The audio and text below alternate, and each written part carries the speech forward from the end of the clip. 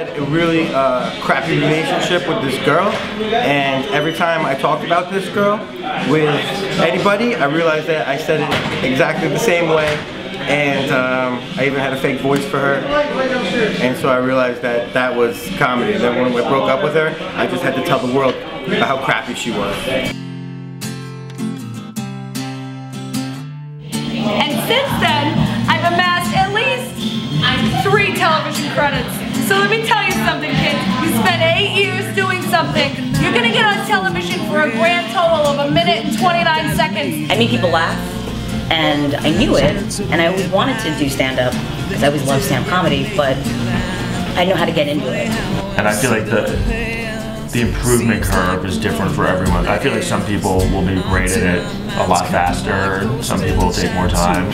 In the last 4 years since I started, I probably feel like I want to quit 2 to 3 times a week. I think for women, yeah, I think it's definitely harder. I mean, Kathy Griffin said it best. Like, I am working twice as hard to get half the laughs. I feel like I've just had relationships not work out, not because of stand-up, just because I dated people that weren't cool. I think that I walk on stage and already I can see guys go like this. I can see already they're looking at my body, they're not listening to my jokes, and I'm starting from a deficit. I mean, on one hand it's awesome, you just talk shit for a living and, you know, lay around and just take a series of soft naps during the day, but on the other hand, it's, yeah, you give up every aspect of a normal, like, personal life for a dignified existence, yeah.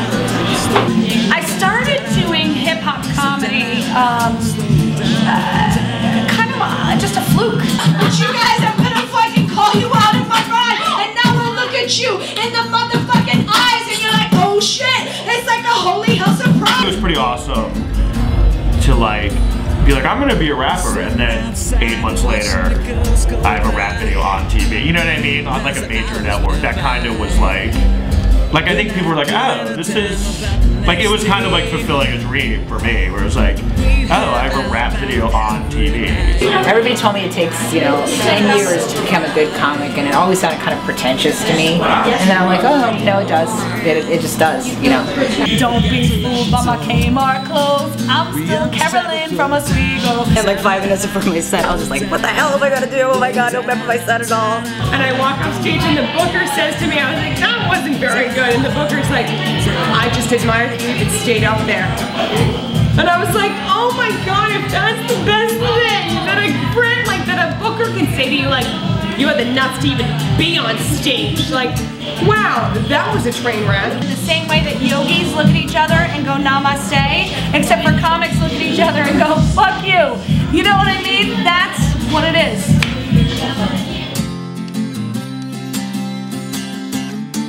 You gotta persevere and know that one day you're gonna hear something, you're gonna get a compliment from a complete stranger or something, that's gonna make you keep wanting to do it.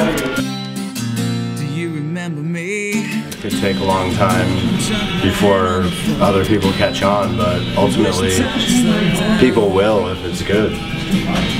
I hope so. Wishing time would slow down.